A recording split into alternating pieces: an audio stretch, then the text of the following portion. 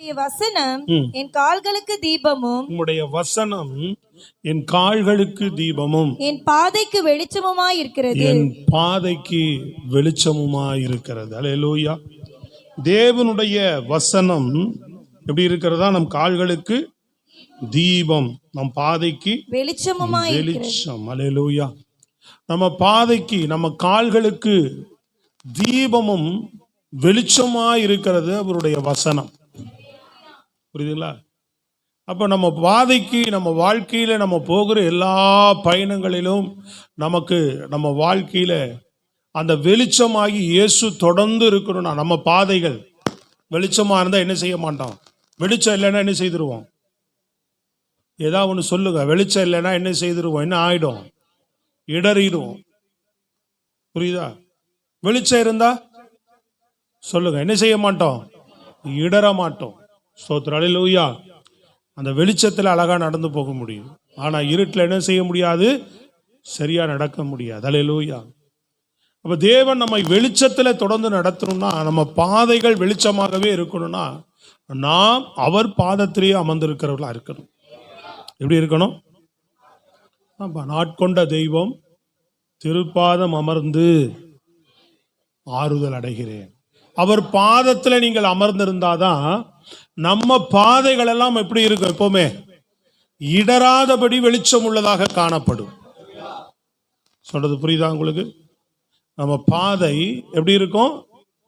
இடராமல் வெளிச்சமா இருக்கும்.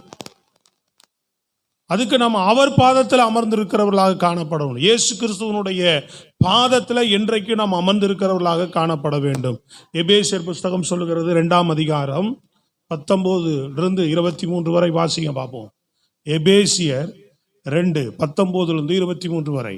ஆகையால் நீங்கள் இனி அந்நியரும் பரதேசிகளுமாயிராமல், நீங்கள் அந்நியரும் பரதேசிகளுமாயிராமல், பரிசுத்தவான்களோட ஒரே நகரத்தாரும் தேவனுடைய வீட்டாருமாயிருந்து அப்போஸ்தலர் தீர்க்கதரிசிகள் என்பவர்களுடைய அஸ்திபாரத்தின் மேல் கட்டப்பட்டவர்களாய் இருக்கிறீர்கள். அதற்கு இயேசு கிறிஸ்து தாமே மூளைக்கல்லாய் இருக்கிறார். அவர் மேல் மாளிகை முழுவதும் இசைவாய் இணைக்கப்பட்டு கர்த்தருக்குள் பரிசுத்த ஆலயமாக எழும்புகிறது. இல்ல இதுல எபிரேயர்ல பாருங்க 2:19 வாசிங்க. எபிரேயர் 2ஆம் அதிகாரம் 19-23 வரை வாசிப்போம். இல்லையா? சகலத்தையும் அவர் பாதங்களுக்கு கீழ்ப்படுத்தினார். 7 பாருங்க. அவனை தேவதூதரிலும் சற்று சிறியவனாக்கினீர், மகிமையினாலும் கனத்தினாலும் அவனுக்கு முடிசூட்டி உம்முடைய கரத்தின் கிரியைகளின் மேல் அவனை அதிகாரியாக வைத்து சகலத்தையும் அவனுடைய பாதங்களுக்கு கீழ்ப்படுத்தினீர் என்று சொன்னார். அல்லேலூயா. நீங்க பாத்தீங்கன்னு சொன்னா, அவன் நம்முடைய பாதங்களுக்கு கீழே எல்லாத்தையும் கொண்டு வருவதற்கு முன்பாக இயேசுனுடைய பாதத்துக்கு கீழாக தேவன் எல்லாவற்றையும் கீழ்ப்படுத்தினார். ஸ்தோத்திரம். அல்லேலூயா. அதைத்தான் நம்ம எபேசியர்ல இந்த வசனம் 1ஆம் அதிகாரமா இருக்கலாம் பாருங்க. 19 பாருங்க. எபேசியர் 1 பாருங்க. தாம் கிறிஸ்து மரித்தோரிலிருந்து எழுப்பி அவரிடத்தில் நடப்பித்த நமது பலத்த சத்துவத்தின் வல்லமையின்படியே விசுவாசிக்கிறவர்களாகிய நம்மிடத்திலே காண்பிக்கும் தம்முடைய வல்லமையின் மகா மேன்மையான மகத்துவம் இன்னதென்றும் நீங்கள் அறியும்படிக்கு அவர் உங்களுக்கு பிரகாசமுள்ள மனக்கண்களை கொடுக்க வேண்டும் என்றும் வேண்டிக் கொள்ளுகிறேன். எல்லா துரைத்தனத்துக்கும் அதிகாரத்துக்கும் வல்லமைக்கும் கர்த்தத்துவத்துக்கும் இம்மையில் மாத்திரமல்ல மறுமையிலும் பேர் பெற்றிருக்கும் எல்லா நாமத்துக்கும் மேலாய் அவர் உயர்ந்திருக்கத்தக்கதாக அவரை உன்னதங்களில் தம்முடைய வலது பரிசத்திலே உட்காரும்படி செய்து எல்லாவற்றையும் அவருடைய பாதங்களுக்கு கீழ்ப்படுத்தினார். ஸ்தோத்திரம். அல்லேலூயா. பிதாவாகிய தேவன் என்ன செய்தார்? எல்லாவற்றையும் அவருடைய பாதங்களுக்கு கீழ்ப்படுத்தினார். கிறிஸ்து இயேசுனுடைய பாதங்களுக்கு என்ன செய்தார்? பின்னாடி இருக்கிறவங்க குழந்தைகளையே பார்த்துட்டு இருக்க கூடாது. நீங்க ஆராதிக்கும் போதும் கவனிக்கிறேன். சரியா? நீங்க பிள்ளைகளையே பார்த்துட்டு இருந்தா 2-3 பேர்லாம் ஒழுங்கா தோல்ல போட்டு கூட ஆராதிக்கிறாங்க. சில பேர் கீழே உட்காந்து அதையே தொடவிக்கிட்டு உட்காந்துருந்தா நீங்க ஆராதிக்க வர மாதிரி தெரியல. தேவனை ஆராதிக்கிற நேரத்துக்கு தேவனுக்கு தான் நீங்க முக்கியத்துவம் கொடுக்கணும். ரொம்ப கை குழந்தையா இருந்தா பரவாயில்ல, அது பாட்டுக்கு இருக்கு. அதையே நீங்க ஏன் வாட்ச் பண்ணிக்கிட்டே இருக்கிறீங்க? அது ஏதாவது ஒரு தேவைன்னா நீங்க செய்யலாம். மற்றபடி தேவனை மகிமைப்படுத்துறதுக்கு, முக்கியப்படுத்துறதுக்கு உங்கள் கவனங்களை செலுத்துங்க. செய்தி மேல கவனம் வைங்க. குழந்தைய கீழே கீழே துணி வச்சு படுக்க வச்சுட்டு அழகா நீங்க செய்தியின் மேல கவனமா இருக்கு. ஸ்தோத்திரம், அல்லேலூயா. சில பேரை நான் கவனிக்கிறேன், ஆராதிக்க மாட்டேறீங்க, மேலேயே கீழேயே உட்காந்து அதை குழந்தைய பார்த்துட்டு இப்படி பொழுதுபோக்குற மாதிரி தெரியுது. அப்படி இருக்கக்கூடாது. சில பிள்ளைங்க பாருங்க, தோல்ல போட்டுட்டு அவ்வளோ வெயிட் பாரம், அவ்வளோ கஷ்டமா இருக்கும். ஆனாலும் அந்த தோல்ல போட்டுக்கிட்டே என்ன செய்யறாங்க, அவ்வளோ உண்மையாக ஆராதிக்கிறாங்க. அப்படி நம்ம ஆராதிக்கிறவங்களா இருக்கணும். 1-2 பேர் அப்படி செய்யறீங்க. 1-2 பேர் கீழேயே உக்காந்துக்கிட்டு இப்படியே போயிட்டு வந்துட்டே அதையே பார்த்துக்கிட்டு ஆராதிக்கிறது இல்லை, 2வது வசனமும் கேட்கறது இல்லை. அப்படி இருக்கக்கூடாது. ஸ்தோத்திரம், அல்லேலூயா. மற்ற 2 மணி நேரம் தான், மற்றபடி நீங்கள் உங்கள் குழந்தையோட தான் இருக்க போகிறீங்க. அந்த கொடுக்கப்பட்ட நேரத்தை தேவனுக்கு உண்மையாய் நாம் மகிமை செலுத்துகிறவர்களா இருக்க வேண்டும். இங்கே நாம் பார்க்கும்போது எபேசியரில் ஆண்டவர் என்ன சொல்லுகிறார்? எல்லாவற்றையும் அவருடைய பாதங்களுக்கு கீழ்ப்படுத்தினார். ஸ்தோத்திரம், அல்லேலூயா, ஆமென். இயேசு கிறிஸ்துனுடைய பாதத்திற்கு எல்லாவற்றையும் கீழ்ப்படுத்தி இருக்கிறார் பிதாவாகி தேவன். அவருடைய பிள்ளைகளாகிய நமக்கும் என்ன செய்கிறார்? அவரை நாம் விசுவாசிக்கும் போது நமக்கு கீழ்ப்படுத்துகிறாராம் எல்லாவற்றையும். ஏன்னா கீழ்ப்படுத்தினதை இழந்து போனோம் நம்ம, புரியுதுங்களா? திரும்ப நமக்கு கீழ்ப்படுத்துகிறார். இப்போ என்ன நாம் விளங்கி கொள்ளுகிறோன்னா, இயேசு கிறிஸ்துனுடைய பாதத்தில் நீங்கள் போகும்போது தான் நீங்கள் உங்கள் வாழ்க்கையிலே எல்லா வித நன்மைகளையும் நீங்கள் பெற்றுக்கொள்ள முடியும். அவர் பாதபடியில் போய் உங்கள் வாழ்க்கையை அதிகமாக அர்ப்பணிக்கிறவர்களாக இருக்க வேண்டும். அறிவில கிறிஸ்து இயேசுவை தெரிந்த அறிவிலேயே நாம் தொடர்ந்து ஓடுகிறவர்களாக இருக்கக்கூடாது. அவர் பாதத்துக்கு நீங்க உங்க வாழ்க்கையை கொண்டு போக வேண்டும். அவர் பாதத்திலே நீங்க உங்க காரியங்களை கொண்டு போகிறவர்களாக இருக்க வேண்டும். அவர் பாதத்துல போய் நீங்க அமர்கிறவர்களாக இருக்க வேண்டும். ஸ்தோத்திரம், அல்லேலூயா. எல்லாவற்றையும் அவருடைய பாதபடியில கொண்டு போய் நீங்க அர்ப்பணித்து ஒப்பு கொடுக்கிறவர்களாக காணப்பட வேண்டும். ஸ்தோத்திரம். அப்படி நீங்கள் செய்வீர்கள் என்றால் சில காரியங்களை நான் சொல்லுகிறேன், அதை ஆண்டவர் செய்வதற்கு வல்லவராக இருக்கிறார். முதல் காரியம், இழந்து போனதை அவர் திரும்ப பெற முடியும். அல்லேலூயா. நீ அவர் பாதத்தில் அதிகமாக அமர்ந்திருந்தா என்னத்தை பெற்றுக்கொள்ள முடியும்? இழந்ததை திரும்ப பெற்றுக்கொள்ளலாம். ஸ்தோத்திரம், அல்லேலூயா. நீங்க மரியாளுடைய காரியத்தை பார்த்தீங்கன்னு சொன்னா ஆண்டவர் சொல்லுகிறார், மரியாள் அவருடைய பாதத்தில் அமர்ந்து அவருடைய வசனத்தை கேட்டுக் கொண்டிருந்தாள். இயேசு சொல்லுகிறாள், இவள் என்னை விட்டு எடுபடாத நல்ல பங்கை இவள் தெரிந்து கொண்டாள் என்று சொல்லுகிறார். கரங்களை வைத்து சத்தமாய் சொல்லுங்க. இந்த மார்த்தாள் மரியாள் அவர்களுக்குள்ள இருக்கிற ஒரு காரியமே என்னன்னு கேட்டீங்கன்னா, அதிகமா ஆண்டவருடைய பாதத்துல தன் வாழ்க்கையை ஒப்பு கொடுத்துட்டே இருப்பாங்க. உதாரணத்துக்கு லாசரு மரித்த போது இயேசு அவர்களை பார்ப்பதற்காக என்ன செய்கிறார்? புறப்பட்டு வருகிறார். அப்பொழுது இவர்கள் சில நபர்கள் போய் சொல்றாங்க மார்த்தாள் இடத்துல, இயேசு ரபி வந்திருக்கிறார் என்று சொன்ன உடனே அவள் ஓடி போய் என்ன செய்கிறார்? இயேசுவினுடைய பாதத்திலே விழுந்தாள் என்று போட்டிருக்கிறது. பின்பு மார்த்தாள் போய் சொல்லுகிறாள், போதகர் உன்னை அழைக்கிறார் அப்படின்னு சொல்லி மரியாள் இடத்துல சொல்லும் போது மரியாளும் எழுந்து ஓடி வருகிறார் இயேசுவை சந்திப்பதற்காக. வந்த உடனே இயேசுனுடைய பாதத்திலே தன்னை ஒப்பு கொடுக்கிறார். கண்ணீரோடு அவர் பாதத்தில் விழுகிறார்.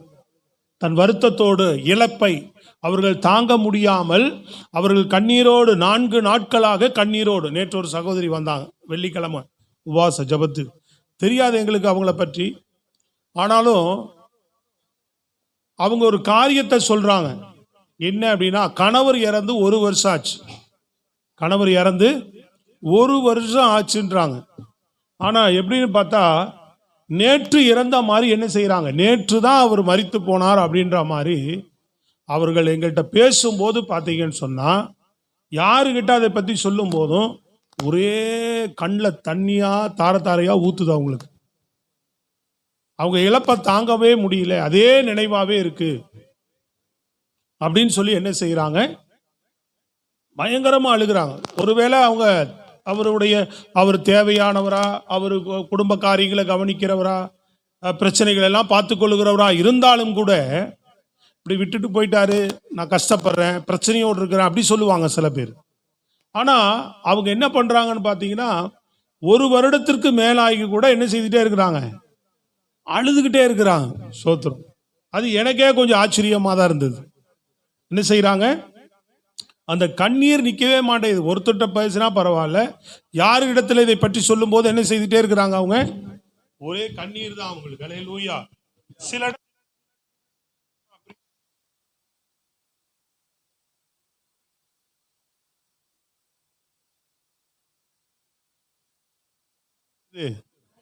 ஹல்லேலூயா.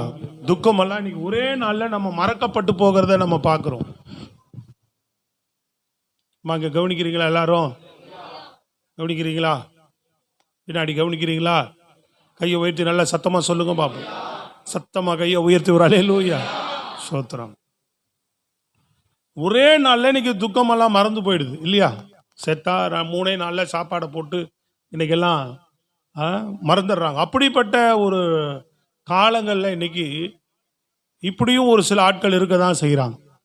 ஸ்தோத்திரம். அல்லேலூயா. தெரியாது எப்படி என்னத்துக்காக அழுகிறாங்க, ஏன் அழுகிறாங்கன்னு தெரியாது. ஆனாலும் அவர்கள் சொல்லுகிற காரியத்தை நாங்க கண்ணார பார்த்தது அதுதான். இழந்துட்டேன், 1 வருஷம் ஆயிடுச்சு, ஆனாலும் அவங்க தாங்காம அதையே சொல்லி சொல்லி சொல்லி என்ன பண்ணிட்டே இருக்கிறாங்க, அழுகிறாங்க. அல்லேலூயா. இன்னைக்கெல்லாம் 1 நாள் 2 நாள்ல தூக்கி மறந்துடும். அந்த நாள் தான் அன்னைக்கே கொஞ்ச நேரம் அழுகிறதே பெரும்பாடு நம்ம ஆளுகள் அன்னைக்கு. ஸ்தோத்திரம். அல்லேலூயா. அந்த மாதிரி நிறைய இடங்கள்ல நம்ம பார்க்கிறோம். அப்படி ஆயிடுச்சு. ஆனா இவங்க 4 நாளா தன்னுடைய சகோதரன் மரித்ததை மறந்து போகாம அந்த துக்கம் மாறாம கண்ணீரோடைய அமர்ந்திருக்கிறாங்க. ஸ்தோத்திரம். அல்லேலூயா. பல நாள் அந்த இப்படி அழுதுட்டு இருக்கும் போது அவங்க இயேசுவினுடைய பாதத்திலே வந்து அதே காரியத்தை சொல்லி கண்ணீர், நீங்க ஆண்டவரே, நீங்க ஒரு வேளை இருந்திருந்தீங்கன்னா எங்க தம்பி என்ன செய்திருக்க மாட்டான், மரித்திருக்க மாட்டான், நீங்க இருந்திருந்தீங்கன்னா நல்லா இருந்திருக்குமே அப்படின்னு. அப்ப அவர் பாதத்துக்கு அந்த பிரச்சனையை அவர்கள் கொண்டு போகும்போது இயேசு என்ன செய்தார், அவர்கள் அந்த இழப்பை திரும்பவும் பெற்றுக் கொடுக்கிறார். அவர் அவங்க இழந்து போனதை என்ன பண்றாரு, அவங்க நினைச்சு கூட பார்க்க முடியாத காரியம், அந்த இழந்து போன விஷயம் அது திரும்பலாம் வரும்னு அவங்க நினைச்சு கூட பார்க்காது. அவங்க துக்கத்தை ஆற்றிக்கொள்றதா அழுகிறாங்க. சொல்றது புரியுதா உங்களுக்கு? சில பிரச்சனைகள் எல்லாம் நீங்க பாத்தீங்கன்னு சொன்னா திரும்ப அது கிடைக்குமா, திரும்ப அது வருமா நம்ம வாழ்க்கையில அப்படின்னு நினைக்கக்கூடிய சில விஷயங்கள்லாம், திரும்ப இதெல்லாம் சரியாகுமா, திரும்ப அதெல்லாம் ஒழுங்குக்குள்ள வருமா அப்படின்னு நினைக்கக்கூடிய காரியங்களை கூட ஏதோ இந்த விஷயத்துல பலன் கொடுத்து தாக்கி பிடிச்சு நம்ம இந்த காரியத்தை கடந்து போனா போதும் அப்படின்னு நினைக்கிற காரியத்தை கூட தேவனால மாற்றி கொடுக்க முடியும். அவர் பாதத்தில் அமர்ந்திருப்போம் என்று சொன்னால் அவர் கிரியை செய்ய வல்லவராயிருக்கிறார். நல்ல கையை தட்டி சொல்லுங்க. அவர் பாதத்துக்கு நீங்க அதிகமா போகிறவர்களாக இருக்க வேண்டும். இயேசுவினுடைய பாதத்திலே உங்கள் பிரச்சனைகளை, உங்கள் காரியங்களை எல்லாம் நீங்கள் என்ன செய்ய வேண்டும், இறக்கி வைக்கிறவர்களாக இருக்க வேண்டும். என்ன செய்யணும், அவர் பாதத்துல போய் இறக்கி வைக்கணும். லூக்கா புஸ்தகத்துல நீங்க பாத்தீங்கன்னு சொன்னா வாசிங்க. லூக்கா புஸ்தகத்துல மார்க் 5:22 வாசிங்க. மார்க் புஸ்தகம் 5:22. அப்பொழுது ஜெபாலய தலைவரில் ஒருவனாகிய யவீரு என்பவன் வந்து அவரை கண்டவுடனே அவர் பாதத்திலே விழுந்து என் குமாரத்தி மரண அவஸ்தைப்படுகிறாள், அவள் ஆரோக்கியம் அடையும்படிக்கு நீர் வந்து அவள் மேல் உமது கைகளை வையும், அப்பொழுது பிழைப்பாள் என்று அவரை மிகவும் வேண்டிக் கொண்டார். வாதத்துல வந்து விழுந்து வேண்டிக் கொள்றான் பாருங்க. மரண அவஸ்தை பட்டு கொண்டிருந்தால் அவன் வந்து இங்கே சொல்லி முடிக்கிறதுக்குள்ள அவள் மரித்தே போயிட்டான். எப்படி மகள் மரித்தே போயிட்டான், இழந்தாச்சு. ஆண்டவருடைய பாதத்தை அவன் அந்த பிரச்சனை, இப்படி ஒருவர் இருக்கிறார், இவர் உதவி செய்வார் என்று கேள்விப்பட்டு இயேசுவை தேடி ஓடி வருகிறான் யவீர். வந்தவுடனே அவர் பாதத்தில் விழுந்து அவர் சமூகத்தில் பிரச்சனையை சொல்லி தேவனிடத்தில் வேண்டிக் கொள்ளுகிறதை நாம் பார்க்கிறோம். தேவனிடத்தில் வேண்டிக் கொள்றோமா? அதாவது ஜெபம் என்பது நல்லா கவனித்துக் கொள்ளுங்க, பேரளவு நீங்கள் ஜெபிக்கிறவர்களாக இருக்கக்கூடாது. ஜெபம் பண்ணணும்னு சொல்றாங்க அப்படின்னு சொல்லி நீங்க என்ன செய்கிறவங்களா இருக்கக்கூடாது. சும்மா ஒரு பேரளவு நீங்க கர்த்தருடைய சமூகத்துல போயிட்டு ஐயா இந்த பிரச்சனை இருக்கு அந்த பிரச்சனை சொல்லிக்கிட்டு மறுபடியும் எழுந்து அதே பிரச்சனையை புலம்பிக்கிட்டு அதே பிரச்சனையா நம்ம என்ன செய்துட்டே இருந்தா, வருத்தப்பட்டுக்கிட்டே இருந்தா அதுக்கு ஒரு விமோச்சனம் கிடைக்காது, விடுதலை கிடைக்காது. நீங்க உண்மையான இருதயத்தோடு கூட கர்த்தருடைய சமூகத்துல எந்த காரியமானாலும் சரிதான், கர்த்தருடைய பாதத்துல போய் முத்தமிட்டு அவர் பாதத்துல உங்க வாழ்க்கையை ஒப்பு கொடுத்து, இயேசுவே உம்மிடத்துல இந்த காரியத்தை ஒப்புவிக்கிறேன்னு சொல்லி நீங்க உண்மையாய் அவருடைய பாதத்திலே உங்க காரியங்களை ஜெபித்து நீங்கள் வேண்டுதல் செய்வீர்கள் என்று சொன்னால், எவீர் மகள் இழந்து போனதை அல்லேலூயா சொல்லுங்க. எல்லாரும் சொல்றாங்க அவள் பின்னாடியே வந்து ஓடி வரான், இவன் ஜெபம் பண்ணிட்டு இருக்கிறக்குள்ளே பின்னாடியே ஒருத்தன் ஓடி வரான். எதுக்கு? இனி போதகரை வருத்தப்படுத்தாத, உன் மகள் என்ன பண்ணிட்டா, மரித்து போய்விட்டாள். அல்லேலூயா. இயேசு சொன்னார் விசுவாசம் உள்ளவனா இரு அப்படின்னு சொல்லி இயேசு கூட வந்து என்ன செய்தார், இழந்து போனதை திரும்பவும் பெற்றுக் கொடுத்தார் அவர். ஸ்தோத்திரம். அல்லேலூயா. அவர் அது வந்து சுற்றி இருக்கிறவர்களுக்கும் சரி எவருக்கும் சரி அது நம்ப முடியாத காரியமாக காணப்பட்டது. ஸ்தோத்திரம். அல்லேலூயா. ஆனா இயேசு இழந்த ரெண்டையுமே என்ன பண்ணினார், திரும்ப பெற்றுக் கொடுத்தார். நீங்க தாவீதை எடுத்துக்கொள்ளுங்க, அவன் வாழ்க்கையில் அவன் மனைவி, பிள்ளைகள், வேலைக்காரர்கள், கூட இருந்தவர்களை, ஆடு மாடுகளை எல்லாவற்றையுமே என்ன செய்துட்டாங்க, சிக்லாக்களை பிடிச்சிட்டு போயிட்டாங்க. உதவி கால் இல்ல, இழந்தாச்சு. புரியுதா உங்களுக்கு? என்ன செய்வோம், பேசாம எருசலேமை நோக்கி நம்ம பயணம் பண்ணுவோம், சவுல்ட்டையாவது போவோம், பெலிஸ்தரும் வேணான்ட்டாங்க. இப்போ இங்க பிள்ளைகளை பிடிச்சிட்டு போயிட்டாங்க, சவுல்ட்டையாவது போயிடுவோம் அப்படின்னு சொல்லி அவன் திரும்பி போகாதபடி நல்லா கவனிக்கணும். யாருடைய பாதத்தை பிடித்து கொண்டான்? மனிதனுடைய போய் சவுல் காலியாவது நீ விழுந்துருவோம் அப்படின்னு சொல்லி போகாதபடி யாருடைய காலில் போய் விழுந்தான்? இயேசுவனுடைய காலில் விழுந்தான். ஆண்டவர் சொன்னார், ஒன்று விடாமல் நீ திருப்பி கொள்ளுவாய் என்று சொல்லி ஒன்று விடாமல் திருப்பி கொள்ள உதவி செய்தார். நீங்க மனுஷனுடைய காலில் விழுகிற வரைக்கும் என்ன நடக்காது, நீங்க தேவனுடைய காலில் விழுந்தா எந்த மனுஷனுடைய காலிலையும் போய் விழ தேவையில்லை.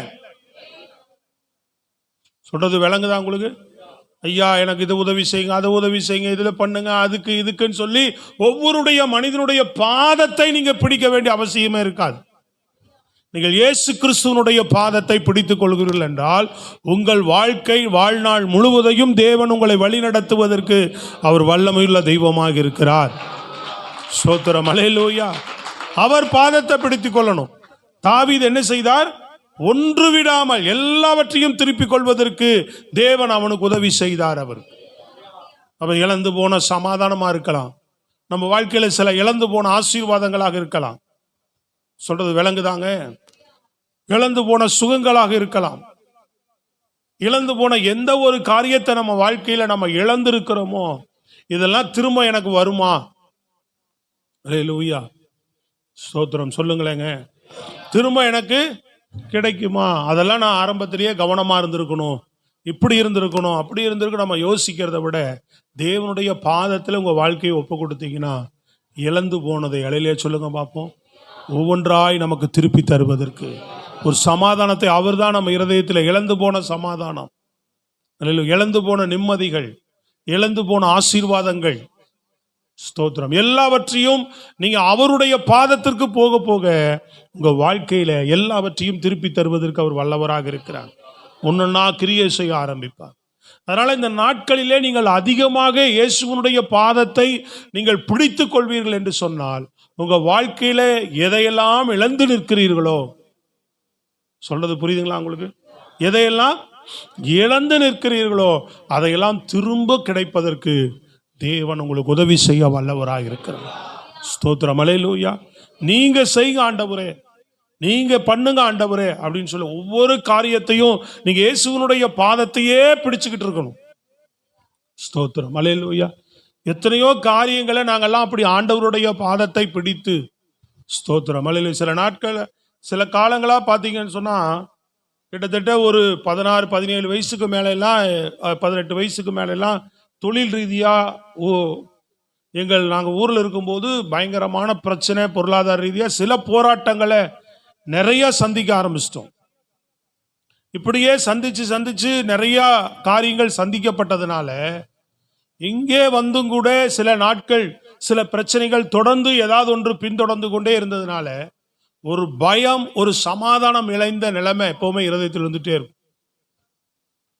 அதுக்கு முன்னாடி இருந்த ஒரு சமாதானத்தை இருதயத்தில் பார்க்கவே, ஒரு ரிலாக்ஸான ஒரு இருதயத்தை என்னால் அனுபவிக்கவே முடியல.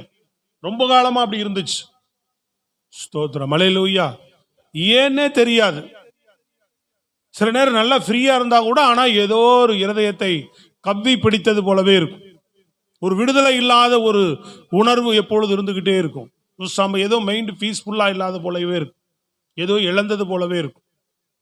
தொடர்ந்து தேவனுடைய பாதத்தை பிடிக்க பிடிக்க தான் அதனுடைய காரியங்களை கர்த்தர் உணர வைக்க ஆரம்பித்தார். ஸ்தோத்திரம், அல்லேலூயா. ஏன் இப்படி இருக்குன்னு எனக்குள்ள ஒரு கேள்வி அதுக்கப்புறம் தான் வந்துச்சு. ஒரு பயம் மாதிரி, ஒரு கலக்கம் மாதிரியே இருதயத்தில் இருந்துகிட்டே இருக்கும். ஏன் இப்படி இருக்குன்னு ஒரு கேள்வி தேவனுடைய பாதத்தை பிடிக்க பிடிக்க வந்தது. நாட்கள் கடக்க கடக்க கர்த்தர் என்ன பண்ணிட்டார் தெரியுங்களா? சுத்தமா அதை என்னை விட்டு அகற்றிட்டார். அது நம்ம இருதயத்துக்குள்ள சத்துரு சில பிரச்சனைகள் எல்லாம் காரியங்களை கொண்டு வந்து அதையே நம்ம அப்படியே நம்ம வாழ்க்கையில கொண்டு வந்து அந்த பயத்தையே, அந்த சமாதானம் இல்லாத வாழ்க்கையே, ஒரு ஆசீர்வாதம் இல்லாத வாழ்க்கையே, ஒரு நிம்மதி இல்லாத வாழ்க்கை, ஒரு திருப்தி இல்லாத வாழ்க்கையே நம்ம வாழ்க்கையில் என்ன பண்ணிடுவான்? அப்படியே வச்சுட்டான். ஸ்தோத்திரம், அல்லேலூயா. தொடர்ந்து இதெல்லாம் நாங்கள் இயேசுவை அறிந்திருந்தாலும் கூட நல்லா கவனித்துக் கொள்ளணும். அவருடைய பாதத்தை பிடித்து தான் இதெல்லாம் நாங்கள் திரும்ப நானெல்லாம் பெற்றுக்கொண்டேன். சொல்லுங்களேன் கரங்களை உயர்த்தி. அதனால் நீங்கள் இயேசுவை அறிந்திருக்கிறதுனால எனக்கு எல்லாம் உதவி செய்கிறார், கிருபை தருகிறார். ஆனால் நீங்க விளங்கிக் கொள்ள வேண்டும், அதிகமாக நீங்க என்ன செய்யணும்?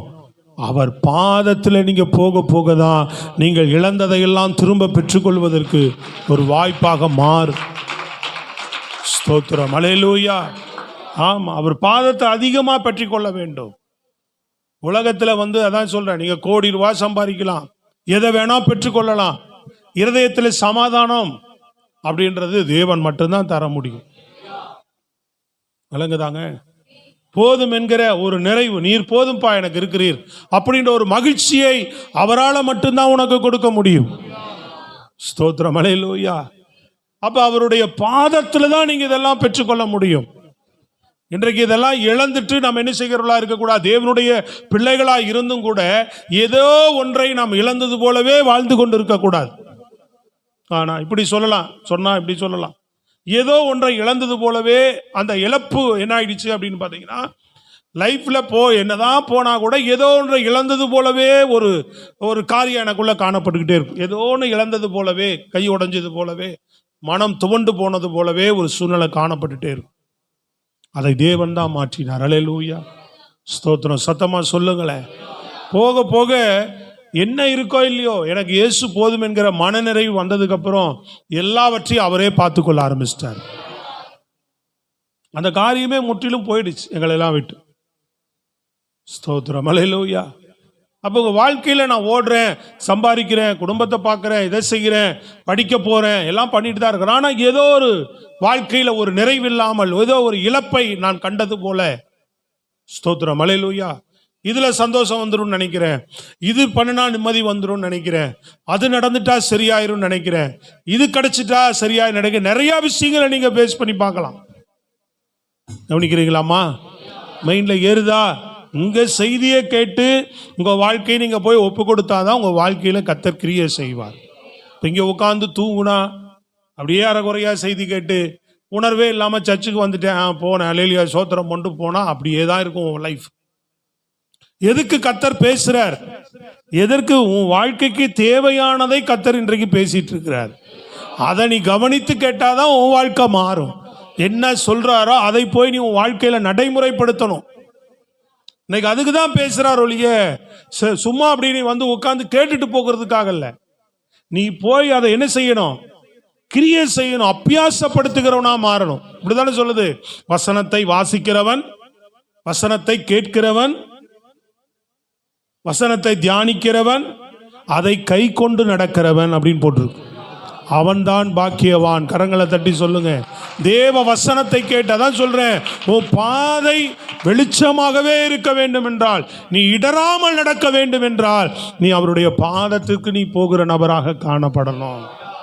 அனுதினமும் என்ன காரியமானாலும் அவருடைய பாதத்துக்கு நீ உன் வாழ்க்கையை உன் காரியங்களை ஒப்பு கொடுக்கிற நபரா இருந்தா உன் வாழ்க்கையில ஏதோ ஒன்றை இழந்தது போலவே அல்லது ஏதாவது ஒன்று இழந்திருந்தாலும் சரிதான், அதை திருப்பி தருவதற்கு ஆண்டவராகிய இயேசு ஒருவரால் மட்டும்தான் முடியும்.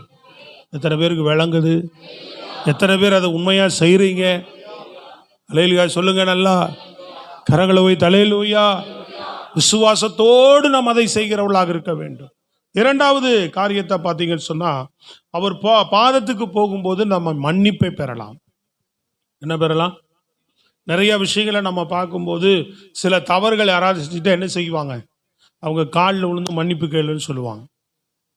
இன்னாட்டி என் காலில் விழுந்து மன்னிப்பு கேளு சொல்றது புரியுதுங்களா? இன்னாட்டி போய் பொதுவாக என்ன செய்வாங்க, மன்னிப்பு கேளு அப்படின்னு சொல்லுவாங்க.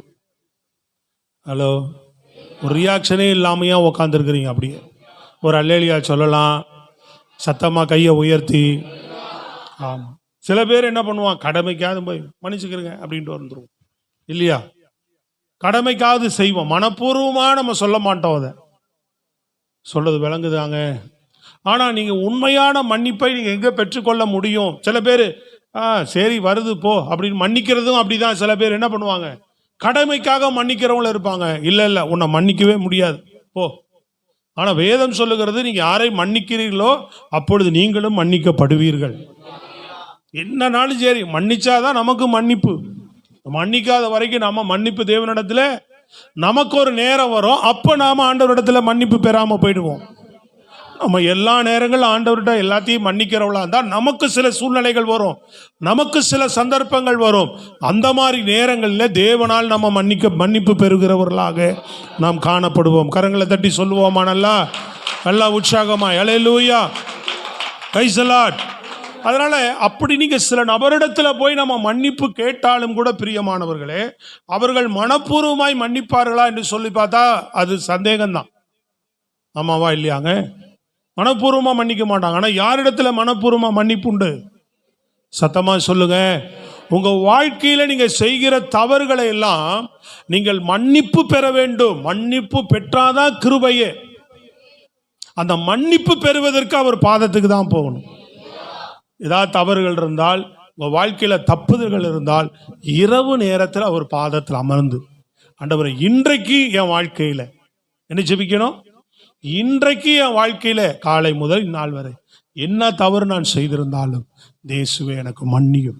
இந்த இரவு நேரத்தில் நான் உறங்குகிறேன், எனக்கு கிருபையாய் காத்துக்கொள்ளும். சொல்றது புரியுதுங்களா? ஒவ்வொரு நாளும் நம்ம வாழ்க்கையில ஏதாவது ஒரு காரியங்களில தவறுகிறோம். பேச்சுல தவறுறோம், பார்வையில தவறுறோம், நம்ம செய்கையில தவறுறோம், பல தடுமாற்றங்கள் இருக்கும். சொல்றது விளங்குதாங்க? அப்ப நம்ம வாழ்க்கையில வருகிற ஒவ்வொரு தவறுகளுக்கும் நீங்க மனப்பூர்வமா ஒரு மன்னிப்பு பெறணும். இயேசு மன்னிப்பாரா? போன வாரத்திற்கு முந்தின வார செய்தி அதுதான். அது இயேசு மன்னிக்கிறவர் அப்படின்றதா செய்தியை பார்த்தோம். கவனிக்கிறீங்களாங்க? அப்ப அவரிடத்துல நமக்கு மன்னிப்பு உண்டு. மன்னிக்க அவர் எப்படிப்பட்டவராக இருக்கிறான்னு சொல்லப்படுது, தயவு பெருத்தவராக இருக்கிறார்னு சொல்லப்பட்டிருக்கிறது. ஸ்தோத்திரம், அல்லேலூயா. அதனால இயேசுவினுடைய பாதத்திலே நம்ம அமர்ந்து பிரியமானவர்களே நீங்க என்ன செய்து கொள்ளணும்? மன்னிப்பை நீங்க பெற்றுக்கொள்ளணும். ஸ்தோத்திரம், அல்லேலூயா. அந்த ஸ்திரீ என்ன பண்ணுகிறா? இயேசு லூக்கா 7ஆம் அதிகாரத்தில் நாம் பார்க்கும்போது ஒரு விலையேற பெற்ற பரிமள தைலத்தை கொண்டு வந்து அவருடைய பாதத்திலே பூசி, அப்படிதானே போட்டிருக்கு. வாசிங்க லூக்கா 7:38 வசனம் வாசிங்க.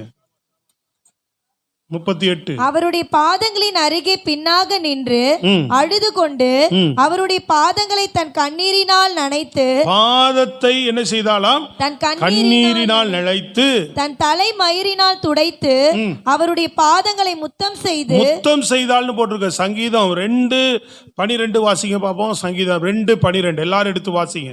சங்கீத புஸ்தகத்தை பாருங்க எல்லாரும். 2:12. குமாரன் கோபம் கொள்ளாமலும் நீங்கள் வழியிலே அழியாமலும் இருக்கும்படிக்கு அவரை முத்தம் செய்யுங்கள். பாத்தீங்களா? குமாரன் யாரு? இயேசு கிறிஸ்து.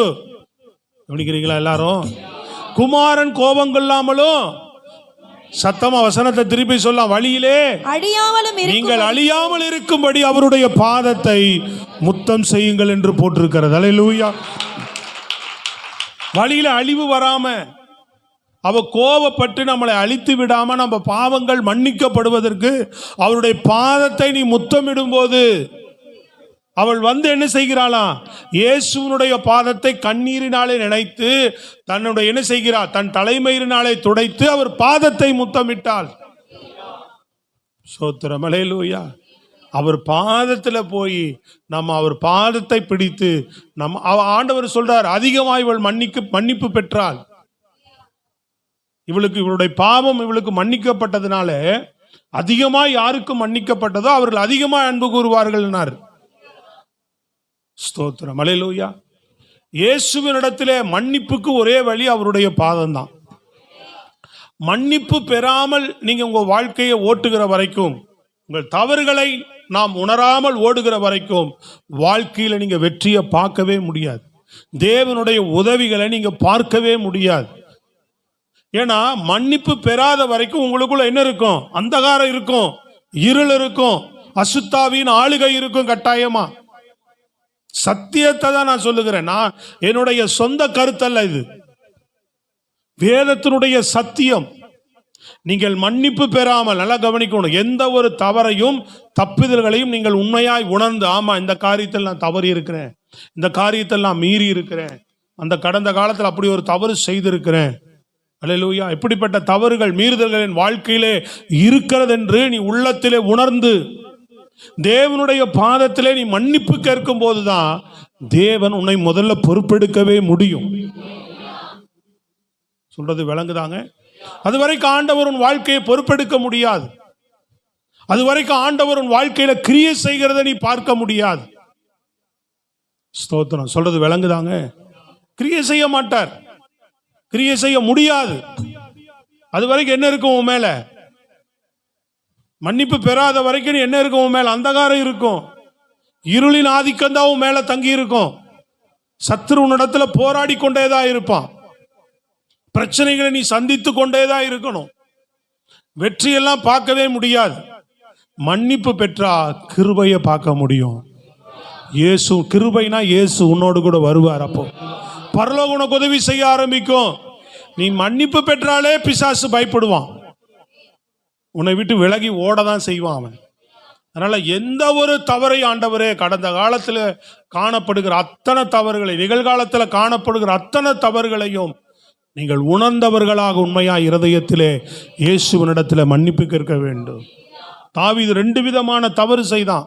அந்த 2 விதமான தவறை அவன் எத்தனையோ வேதத்தில் ஆதாரங்கள் உண்டு. தவறு செய்தவர்கள் உணராமல் போய் அசுத்தாவினால் அகப்பட்டு அவங்க வாழ்க்கை சின்ன பின்னமானதான் பார்த்திருக்கிறோம். தேவனாலே நடத்தப்படாமல், பயன்படுத்தப்படாமல் அவர் கடைசியில முடிவு அழிவாகத்தான் இருந்தது. எத்தனையோ ஆதாரங்கள் வேதத்தில் இருக்கு அதுக்கு. ஆனா உணர்வடைந்தவர்கள், தங்கள் தவறை புரிந்து கொண்டவர்கள், ஒத்துக்கொண்டவர்கள், தேவனிடத்தில் போய் மன்னிப்பு கேட்ட எல்லாருமே தேவனிடத்தில் இரக்கம் பெற்றிருக்கிறார்கள். கரங்களை தட்டி நல்லா சொல்லுங்க. புரியுதா உங்களுக்கு? ஹல்லேலூயா. மன்னிப்பு கேட்கிற பழக்கம் இருக்கு ஆண்டவர்கிட்ட. ஸ்தோத்திரம், அல்லேலூயா. உங்கள் காரியங்களை உணர்றீங்களான்னு கேட்கிறேன். உணராம இருந்தா இந்த ஆராதனையில கூட நீங்கள் உணர்ந்து ஒவ்வொரு நாள் அதை செய்ய கற்றுக்கொள்ளுங்க.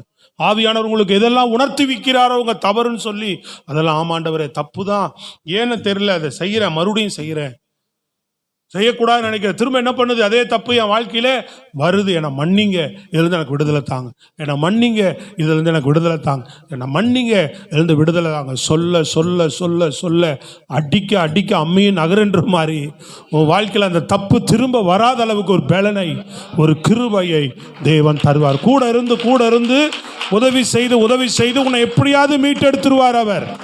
நல்லா தட்டி சொல்லலாமே, விளங்குதா? புரியுதா? ஸ்தோத்திரம், அல்லேலூயா.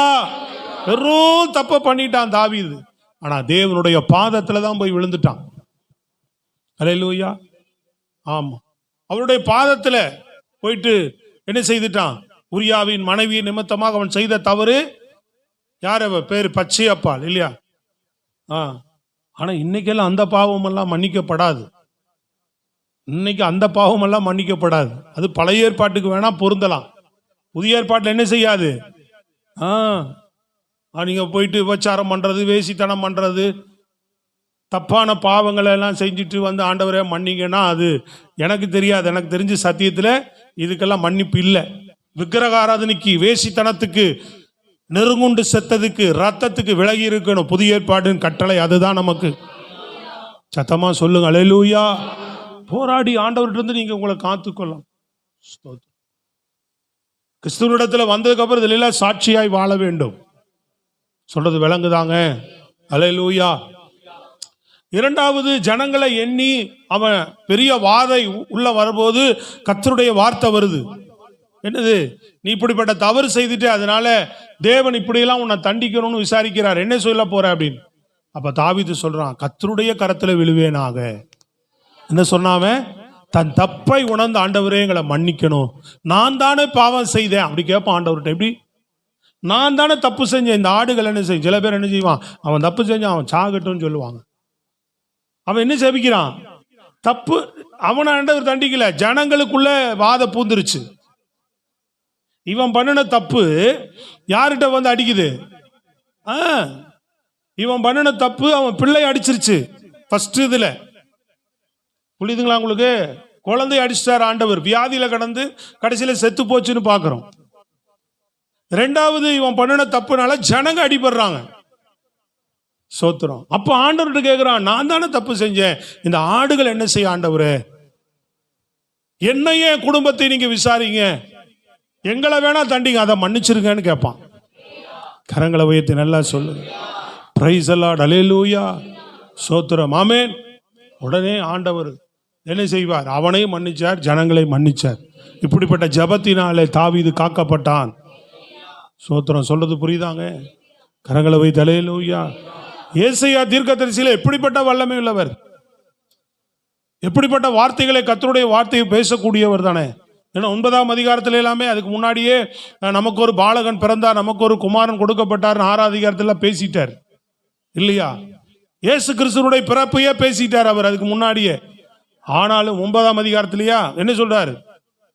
தேவ தரிசனத்தை கண்ட என்ன சொல்றாரு? ஆண்டவரே, நான் பாவியாகிய மனுஷன், அசுத்த உதடு உள்ளவன் அப்படின்றான். பாவையும் நான் பாவி நாவல, தேவனுடைய நாவல கர்த்தருடைய வார்த்தையை பேசுகிறவன். அப்ப ஏதோ அவங்ககிட்ட ஒரு தடுமாற்றம் இருந்திருக்குது போல வாயில, நாவல். அப்ப தேவ தரிசனத்தை பார்க்கும்போது விழுந்துட்டான். ஆண்டவரே, நான் அசுத்த உதடு உள்ளவன். விளங்குதாங்க? ஹலோ, புரியுதா உங்களுக்கு? நல்லா கவனிக்கிறீங்களா? இந்த காரியங்கள்லாம் இருக்கா உங்கள்கிட்ட? ஸ்தோத்திரம். அல்லேலூயா. இன்னைக்கு நாங்க போடுற சத்தமெல்லாம் இன்னைக்கு உங்களுக்கு தெரியாது. இயேசு வரும்போது அதுக்கெல்லாம் உங்களுக்கு பதில் சொல்லுவார். இன்றைக்கு நீங்க கேட்டு இந்த சத்தியத்தை கேட்டு நடந்தா உங்க பாதை இடராது, உன் காலுக்கு தீபமாக. ஒரு வசனத்தை கேட்டு நடந்தா உன் காலுக்கு தீபம், உன் பாதைக்கு வெளிச்சம். அல்லேலூயா. இழந்ததை பெற முடியும், மன்னிப்பு பெற முடியும் அவரிடத்துல. அவர் பாதத்துல போய் தான் என்ன பண்ண முடியும்? மன்னிப்பை நீங்கள் பெற்றுக்கொள்ள முடியும். அவர் பாதத்துல விழுந்தா இரக்கம் உண்டு, அவர் இரக்கம் பெரியது என்று தாவீது சொல்லி இருக்கிறான். அவருடைய இரக்கங்கள் போய் எதிரி கையில எல்லாம் விழமாட்டேன். எதிரின் கையில விழணுமா, இது விழணுமான்னு கேட்பான். கடைசியில் ஆண்டவர் கரத்தில், ஆண்டவர் கரத்திலேயே நான் விழுந்துடுறேன். ஏன்னா அவர்கிட்ட இரக்கம் பெருசு. நீங்க அவன்கிட்ட போய் மன்னிப்பு கேட்கலாம், இதுக்கு போய் பரிகாரம் செஞ்சு பார்ப்பான். அது ஊர்ல எல்லாம் பாருங்க, நிறைய அந்த தவறுக்கெல்லாம் பரிகாரம் உண்டு. அல்லேலூயா. ஆமா, அந்த கோயிலுக்கு இவன் பூரா அந்த சாமியாருக்கு பூசாரிக்கு பண்ற வேலை தான். நீங்க அங்கங்க என்ன பண்றான்? அங்க போயிட்டு வா ஒரு 7 வாரம், இங்க போயிட்டு வா ஒரு 3 வாரம், அங்க போயிட்டு வா ஒரு 5 வாரம் அப்படி என்ன செய்திருவான். சொல்றது விளங்குதாங்க? இதெல்லாம் போயிட்டு அலைகிற நம்ம ஆளு. ஆனா நீ எங்கேயும் போக தேவையில்லைம்மா. இயேசுவின் பாதத்தில் அமர்ந்தா, விசுவாசத்தோடு அமர்ந்தா கர்த்தர் உனக்கு இரக்கம் செய்கிறார். அவர் இரக்கம் பெரிது. எங்கேயும் போய் அலைய தேவையில்லை. உன் கர்மத்தை போக்க, உன் பாவத்தை போக்க நீ எங்கேயும் போக வேண்டாம். உட்கார்ந்த இடத்துல இயேசுவே எனக்கு மனம் இறங்குனா உனக்கு மனம் இறங்கி உன் கர்மத்தையும் பாவத்தையும் போக்கி உன்னை பரிசுத்தப்படுத்தி தொடர்ந்து நடத்துவதற்கு இன்றைக்கும் என் தேவன் வல்லமையுள்ளவராகத்தான் இருக்கிறார். ஸ்தோத்திரம். அல்லேலூயா. Praise the Lord. மூன்றாவது காரியம் பார்த்தீங்கன்னு சொன்னா, ஆமீன், சுகம் பெறலாம். அவர் பாதத்தில் என்ன பெறலாம்? சுகம். மத்தேயு 15ஆம் அதிகாரம் வாசிங்க, 30-31 வேகமா. மத்தேயு 15ஆம் அதிகாரம் 30-31. அப்பொழுது சப்பானிகள் குருடர் ஊமையர் ஊனர் முதலிய அநேகரை திரளான ஜனங்கள் கூட்டிக் கொண்டு இயேசுவினிடத்தில் வந்து அவர்களை அவர் பாதத்திலே அவர் பாதபடியில கொண்டு வந்து போட்டாங்களா? அல்லேலூயா சொல்லுங்க பாப்போம். அவர்களை அவர் சொஸ்தமாக்கினார். கைகளை உயர்த்தி நல்ல சத்தமா. எத்தனையோ வியாதிகள், எத்தனையோ தீர்க்க முடியாத பிரச்சனைகளை, புரியுதுங்களா உங்களுக்கு? சரீர பிரகாரமான பிரச்சனைகளுக்கு ஒரு தீர்வை அவருடைய பாதம் கட்டாயமாக தீர்க்க வல்லமையுள்ளதா இருக்கிறது. எத்தனையோ பெரிய பெரிய சாட்சிகள் இருக்கிறது அதுக்கு. ஸ்தோத்திரம். அல்லேலூயா. டாக்டர்களால் கைவிடப்பட்டது, அல்லேலூயா, முடியாதுன்னு சொல்லப்பட்ட காரியங்கள் இயேசுவினுடைய பாதத்தில் விழுந்து கர்த்தருடைய சமூகத்தில் ஜெபித்து மீண்டும் சுகம் பெற்று வந்தவர்கள், ஆரோக்கியம் பெற்று வந்தவர்கள், நன்மை பெற்று வந்தவர்கள் ஏராளமாக இருக்கிறார்கள். கரங்களை உயர்த்தி விசுவாசிக்கிறீங்களா? விசுவாசிக்கிறீங்களா? நல்ல கையை உயர்த்தி ஒரு அல்லேலூயா ஆமென் சொல்லுங்க.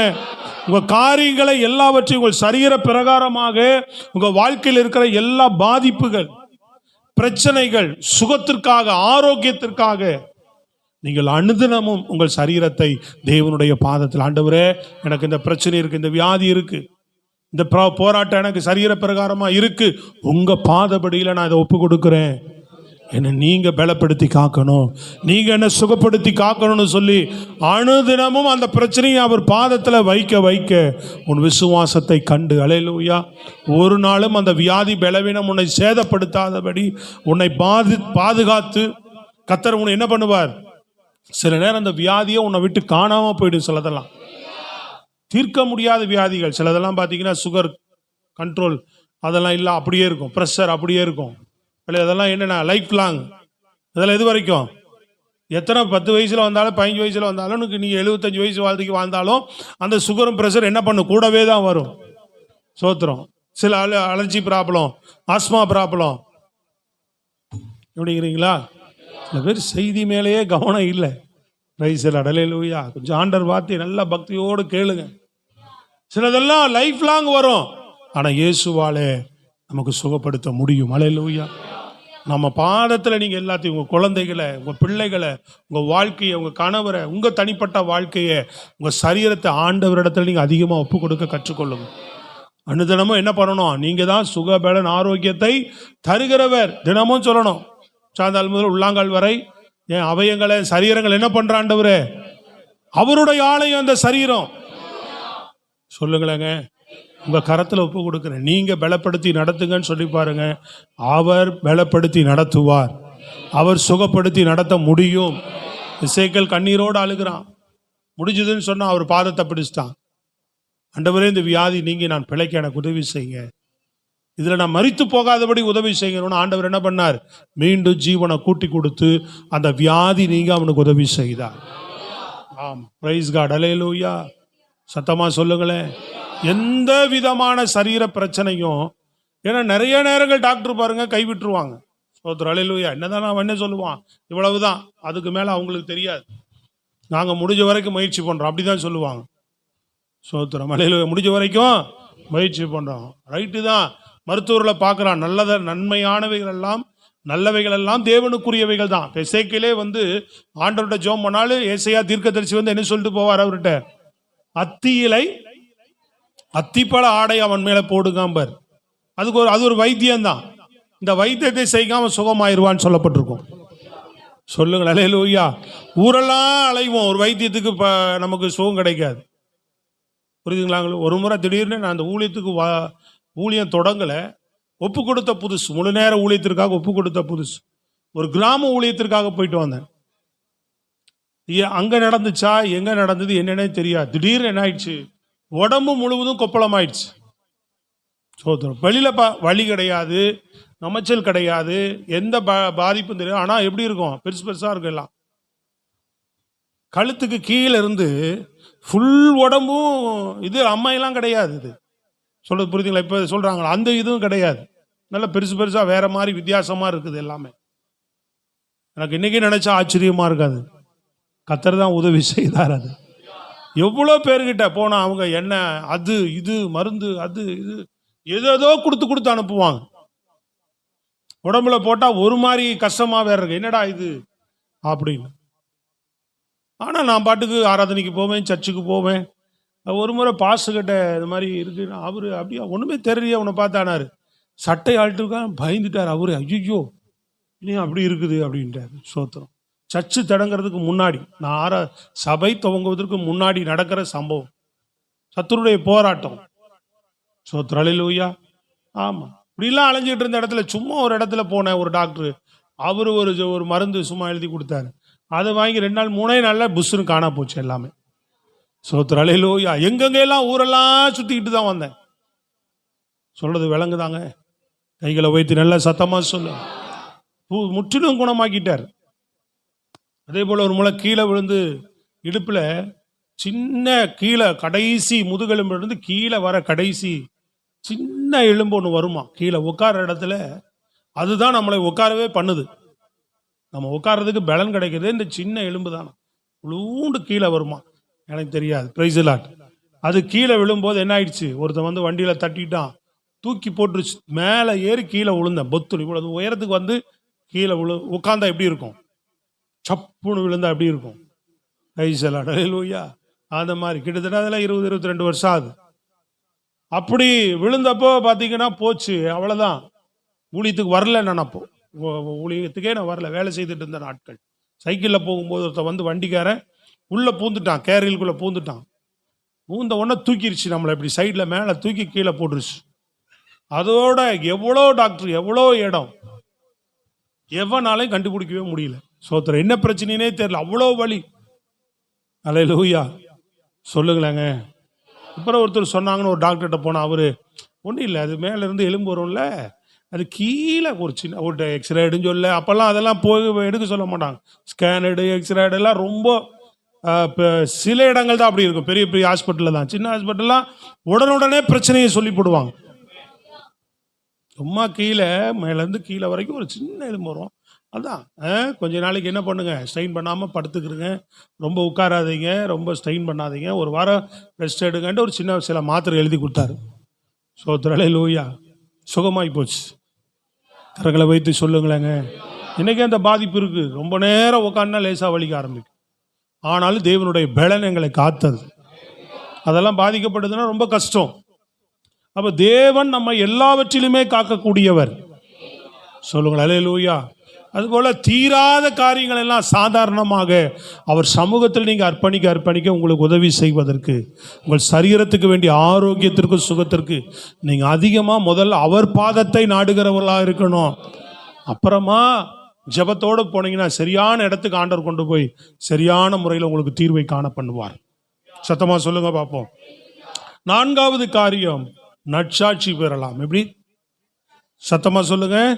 நற்சாட்சி. யோவான் 12:3-6 வரைக்கும் வாசிங்க. அப்பொழுது மரியாள் விலையேற பெற்ற களங்கமில்லாத நலதம் என்னும் தைலத்தில் ஒரு ராத்தல் கொண்டு வந்து அதை இயேசுவின் பாதங்களில் பூசி, இயேசுவின் பாதத்திலே பூசி தன் தலை மயிரினால் அவருடைய பாதங்களை துடைத்தாள். அந்த வீடு முழுவதும் தைலத்தின் பரிமளத்தினால் நிறைந்திருந்தது. அப்பொழுது அவருடைய சீஷரில் ஒருவன் அவரை காட்டிக் கொடுக்க போகிறவனுமாகி சீமோனுடைய குமாரனான யூதாஸ் காரியோத்து இந்த தைலத்தை 300 பணத்துக்கு விற்று தரித்திரருக்கு கொடாமல் போனது என்ன என்றான். அவன் தரித்திரரை குறித்து கவலைப்பட்டு இப்படி சொல்லாமல் இவன் திருடனானபடியினாலும் பணப்பையை வைத்துக் கொண்டு அதிலே போடப்பட்டதை சுமக்கிறவன் ஆனபடியினாலும் இப்படி சொன்னான். அப்பொழுது இயேசு, அல்லேலூயா, இவளை விட்டு விடுங்கள், இவள் எனக்கு அடக்கம் பண்ணுவதற்காக இந்த காரியத்தை செய்தாள் அப்படின்றார். இவள் சுவிசேஷங்கள்லாம் அறிவிக்கப்படுமோ, இவள் அறிவிக்கப்படுவாள்னார். அப்போ தேவனுடைய உன்னத மகிமையான ஒரு திட்டத்துக்குள்ள அடங்கி இருக்கிற ஒரு விஷயத்திற்கு முன்னடையாளமாக இவள் இதை செய்தாள் அப்படின்றார். நற்கிரியை செய்தாள் அப்படின்றார். சத்தமா சொல்லுங்களேன். அதை சொல்றான். 300 பணத்துக்கு விற்று ஏழைகளுக்கும் தரித்திரருக்கு கொடுக்கலாமே. இந்த வசனம் தான் என்னுடைய மனக்கண்களையும் திறந்தது ஆரம்ப நாட்கள்ல. ஸ்தோத்திரம். அல்லேலூயா. நான் போனதே பெரிய சர்ச்சுன்றதுனால ஆரம்பத்தில் இவ்வளோ பெரிய சபையாக இருக்குது, எல்லாமே வசதியாக தான் இருக்குது. நம்ம ஏன் இங்கே காணிக்க தசம்பாவம்லாம் கொடுக்கணும்? நம்ம என்ன பண்ணுவோம், ஏழைகளுக்கு தரித்திரர்களுக்கெல்லாம் நம்ம என்ன பண்ணலாம்? இதே தான் சிந்தித்தேன் நான் அந்த வாரத்தில். அதை தான் சிந்திக்கிறேன். அதுக்கு முன்னாடி கொடுத்துட்டு இருந்தேன். போகிறதுக்குள்ளே நம்ம ஏன் கொடுக்கணும், நல்லா வசதியாக தானே இருக்குது, நம்ம ஏழைகளுக்கு தரித்திரருக்கு கஷ்டப்படுறவங்களுக்கு கொடுக்கலாமே அப்படின்னு சொல்லி நான் சிந்திச்சு வச்சிருக்கிறேன். அந்த வாரத்துல செய்தி இது போல வருது. அல்லேலூயா. ஏழைகளும் தரித்திரர்கள் எப்பொழுது உங்களுக்கு முன்பாக இருக்கிறார்கள். தேவனுடைய பாதத்துல வைக்க வேண்டியதை தேவனுடைய பாதத்துல தான் நாம் கொண்டு வந்து வைக்கிறவர்களாக இருக்க வேண்டும். கரங்களை வைத்து சத்தமா சொல்லுங்க. அது ஒரு நாளும் தேவனுடைய பாதத்திலே தேவனுடைய சித்தத்திற்காக, தேவனுடைய ஊழியத்துக்காக, தேவனுடைய ராஜ்யத்துக்காக செலவு செய்யப்படுகிற காரியங்கள் ஒரு நாளும் விரயமானதல்ல, வீணானதல்ல. இதெல்லாம் தேவனுடைய ராஜ்யத்தை கட்டுவதற்கு ஏதுவாக செய்யப்படுகிற காரியங்கள். அதனால நம்ம நற்சாட்சி பெற முடியும். தேவனால நற்சாட்சி பெற முடியும். கரங்களை உயர்த்தி நல்லா சத்தமா சொல்லுங்க. நம் கிடைக்கிற எல்லாவற்றிலும். அதனால தான் இந்த ஃபாரின்ல இருக்கிறவங்கலாம் பாருங்க, அதிகமாக தங்களுடைய வருவாயை, அதனால தான் சொல்கிறான் இங்கே இருக்கிறவங்களாம் வெளிநாட்டு பணத்தை வாங்கிக்கிறாங்க. இல்லை, இப்போ எப்படி நம்ம இங்கே ஒரு குறைஞ்ச பேர் தான் நம்ம இருக்கிறோம் இங்கே எல்லாம், அதை வச்சு இங்கே ஆலயங்களை ஊழியங்களை நம்ம கட்டிக்கொள்கிறோம். அங்கே அப்படி ஃபுல்லாக எல்லாரும் அந்த நாட்கள் ரட்சிக்கப்பட்டு எக்கச்சக்கமான ஆசீர்வாதங்கள் பெருகும் போது அவர்கள் என்ன செய்தாங்க, ஒரு கட்டத்திற்கு மேலே தேவனை அறியாத இடங்களுக்கு இந்த பணங்களை நாம் அனுப்பி தேவ ராஜ்யம் கட்டப்படுவதற்கு உதவி செய்வோம் என்று சொல்லி தான் இங்கே வந்து ஸ்கூல்களை கட்ட ஆரம்பித்தாங்க. இங்கே வந்து மருத்துவமனைகளை கட்ட ஆரம்பித்தாங்க. சுவிசேஷத்திற்கான விதைகளை இங்கே வந்து போட ஆரம்பித்தாங்க. அதுக்கு அர்ப்பணிக்கிறவர்களுக்கு பணம் இல்லாத போது பண உதவிகளை செய்து, இயேசுவுக்காக நீ ஊழியம் செய், உனக்கு வேண்டிய உதவிகளை நாங்கள் தருகிறோம் என்று சொல்லி அர்ப்பணிக்க ஆரம்பித்தார்கள். அல்லேலூயா. அப்படி செய்யப்பட்டதுதான் இதெல்லாம். ஆனால் இது வேற மாதிரியான ஒரு நோக்கங்களுக்குள்ளாக போயிடுச்சு. அதனால அவர்களெல்லாம் கர்த்தர் என்ன செய்கிறார், ஆசீர்வதித்தார். அப்ப தேவனுடைய பாதத்தில் பாருங்க, அனனியா சப்ரால் எல்லாருமே தங்களுடைய கிரயத்தை விட்டு எங்க கொண்டு வருவாங்க, அப்போஸ்தலருடைய பாதம். அப்படிதானே போட்டிருக்கு. என்ன போட்டிருக்கு, அப்போஸ்தலருடைய பாதம். ஆனா இங்க அனனியா சப்ரால் மாத்திரம் என்ன பண்ணாங்க, அப்போஸ்தலருடைய பாதத்துல கொண்டு வந்தாங்க. என்ன பண்ணிட்டாங்க, வஞ்சித்து வச்சுட்டு அப்புறம் கொண்டு வந்து வச்சாங்க. அதனால கர்த்தருடைய பாதத்தில் காணிக்கை வைக்க வேண்டியவங்க அவங்க ஜீவனே அவங்க பாதத்தில் விழுந்து, அப்படிதான் இருக்கும். பேதுருடைய பாதத்தில் விழுந்து மரித்து போனார்கள் இருக்கும். எப்படி போட்டிருக்கோம், பேதுருடைய பாதத்தில் விழுந்து, அனனியாவும் சப்ராலும். அப்ப பாதத்தில் வைக்க வேண்டியதை வைக்காதனால அவங்க ஆவிக்குரிய மரணத்தை சந்திக்கிறாங்க. சரீர மரணம். இன்னைக்கு நம்ம ஆவிக்குரிய மரணத்தை சந்திப்போம். கரங்களை வைத்து சத்தமா சொல்லுங்க. கரங்களை வைத்து அல்லேலூயா. அப்ப தேவனுடைய பாதத்தில் வைக்கிறது, தேவனுடைய ராஜ்யத்துக்கு செலவு செய்யப்படுகிறது. தேவனுடைய காரியங்களா நாம் செய்கிற எந்த காரியங்களுமே ஒரு நாளும் வீணானது கிடையாது. சத்தம் அல்லேலூயா. அத்தனையும் தேவனுடைய நாமத்துக்கு மகிமையானது. அதனால தேவனாலே நாம் நற்சாட்சி பெறுகிறவர்களாக காணப்படுவோம். ஸ்தோத்திரம். அல்லேலூயா. Praise the Lord. கடைசியா ஒரு காரியங்களை நான் சொல்லி முடிக்கிறேன். அவர் நாமம் மகிமைப்படும். அவர் பாதத்துக்கு போகும்போது என்ன செய்யப்படும், கடைசியா அவர் நாமம் அதிகமா உயர்த்தப்படுது. ஸ்தோத்திரம். அவர் பாதத்தில் உட்கார்ந்து என்ன செய்யற, அதிகமா. சில நேரங்கள்ல நம்ம நன்மைகளுக்காக மட்டுமே அவர் பாதத்தை தேடி தேடி போகிறவர்களாகவும் இருக்கக்கூடாது. அவர் பாதத்தை இன்னொரு பக்கம் எதுக்காகவும் தேடி போகணும், அவர் நாமத்தை உயர்த்துவதற்காகவும் போக வேண்டும். நாம பெற்ற நன்மைகளுக்காக ஸ்தோத்திரம் பண்றதுக்கும் போகணும், நன்றி சொல்றதுக்கும் போக வேண்டும். சொல்லுங்கள் அல்லேலூயா. நம் வாழ்க்கையில பெறுகிற ஒவ்வொரு நன்மைகளையும் பெற்றுக்கொள்கிற ஒவ்வொரு ஆசீர்வாதங்களுக்கும் விடுதலைகளுக்கு, ஐயா தீராத பிரச்சனை, முடியாத காரியம், சந்திக்க முடியாத தேவை, அல்லேலூயா, சுகமாகாத பிரச்சனை, எவ்வளவோ காரியங்கள் என் வாழ்க்கையில இரக்கம் செய்கிறீரேன்னு அவர் பாதத்தை முத்தமிட்டு அவருக்கு நன்றி சொல்லி ஸ்தோத்திரம் பண்றவங்களா இருக்கு. லூக்கா புஸ்தகத்துல 17ஆம் அதிகாரம் 15-16 இப்படியாக ஆண்டவர் சொல்லுகிறார். வேகமா வாசிப்போம். வாசித்து ஜெபித்து ஒப்பு கொடுக்கலாம். வாசிங்க பார்ப்போம். ஒருவன் வந்து அவர்களில் ஒருவன் தன் ஆரோக்கியமானதை கண்டு திரும்பி வந்து உரத்த சத்தத்தோடே தேவனை மகிமைப்படுத்தி அவருடைய பாதத்தருகே முகங்குப்புற விழுந்து, அவர் பாதத்திலே முகங்குப்புற விழுந்து அவருக்கு ஸ்தோத்திரம் செலுத்தினான். அவன் சமாரியனாய் இருந்தான். அப்பொழுது இயேசு சுத்தமானவர்கள் 10 பேர் அல்லவா, மற்ற 9 பேர் எங்கே, தேவனை மகிமைப்படுத்துவதற்கு இந்த அந்நியனே ஒழிய வேறு ஒருவனும் திரும்பி வர காணோமே என்று சொன்னார். அல்லேலூயா. சொல்லுங்க பாப்போம். கரங்களை வைத்து அல்லேலூயா. சுகமானவர்கள் 10 பேர் 9 பேர் நன்மையை பெற்றவன் அனுபவிக்க ஊருக்குள்ள ஓடிட்டான். அவங்க அண்ணங்கிட்ட காட்ட, மாமாட்ட காட்ட, சுகத்துக்கு போய் சொந்தக்காரங்கிட்ட காட்ட, நண்பர்கள்ட்ட பார்த்தியா எனக்கு இப்போ சுகமாயிட்டேன் அப்படின்னு அவர்கள்ட்ட காட்ட ஓடிட்டான். ஆனால் சுகம் பெற்ற ஒருத்த உண்மையாக உணர்ந்து இது இயேசுவினாலே கிடைச்ச நன்மை, இது என் தேவனால கிடைச்ச நன்மைன்னு முதல்ல அவர் ஓடி வந்து பாருங்க எப்படி முகங்குப்புற விழுந்தானா. அந்த அவர் பாதத்தில் தொப்புக்கடீர்னு விழுந்திருக்கிறான் பாருங்க. சொல்லுங்கள் அல்லேலூயா. ஒவ்வொரு முறையும் உங்க வாழ்க்கையில நீங்க நன்மைகளை பெறும்போது தேவனுடைய பாதத்தில் போய் விழுந்து, ஆண்டவரே நீங்க செய்த அந்த உபகாரத்துக்காக நன்றி, என்னை ஒரு மனுஷனா நீங்க நடமாட பண்ணியிருக்கிறீரே நன்றி, எனக்குள்ள நல்ல தெளிந்த புத்திகளை கொடுக்கிறீரே நன்றி, பாவங்களெல்லாம் விட்டு விலகச் செய்தீரே நன்றி, என்னை ஒரு சுகப்படுத்தி நடத்துகிறீரே நன்றி, நல்ல வேலை கொடுத்தீரே நன்றி, இந்த மாத தேவைகளை சந்திக்கிறீரே நன்றி, ஒவ்வொரு காரியங்களை எங்களுக்கு உபகாரம் பண்ணுகிறீரே நன்றின்னு சொல்லி தேவனுடைய பாதத்தை நீங்கள் அதிகமாய் முத்தம் செய்கிறவர்களாக இருக்க வேண்டும். தேவனுடைய அப்படி போகும்போது அவருடைய நாமம் மகிமைப்படும். அதனால கால்களுக்கு தீபம், உன் பாதைக்கு வெளிச்சம் அவருடைய வசனம். இந்த வசனத்தை கேட்டு பிரியமானவர்களே நீங்கள் நடப்பீர்கள் என்று சொன்னால் உங்கள் வாழ்க்கையில் ஆண்டவர் இன்னைக்கு சொல்லுகிறார், நீங்கள் இழந்து போனதை திரும்ப பெற முடியும். அவர் பாதத்தில் நீங்கள் போனீங்கன்னா மன்னிப்பு பெற முடியும். அவருடைய பாதத்தில் போனீங்கன்னா சுகம் பெற முடியும். அவருடைய பாதத்தில் போனீங்கன்னா நற்சாட்சி பெற முடியும். அவருடைய பாதத்தில் போனீங்கன்னா அவர் நாம மகிமைப்படும். இன்னும் ஏராளம் சொல்லிக்கொண்டே போகலாம். அவர் பாதத்தில் நாம் அமரும்போது கிடைக்கக்கூடிய காரியங்கள். எத்தனை பேர் இனி போகாதவர்கள், அல்லேலூயா, அதிகமான இன்னும் போகிறவர்களும் சரி போகாதவர்களும் சரி, அவர் பாதத்தில் அதிகமாக என் வாழ்க்கையை ஒப்பு கொடுப்பேன் என்று நாம் அர்ப்பணிக்க விரும்புகிறோம். எழும்பி நிற்கலாம். அல்லேலூயா, ஸ்தோத்திரம். நன்றி ஆண்டவரே, நன்றி நன்றி நன்றி நன்றி நன்றி நல்லவரே.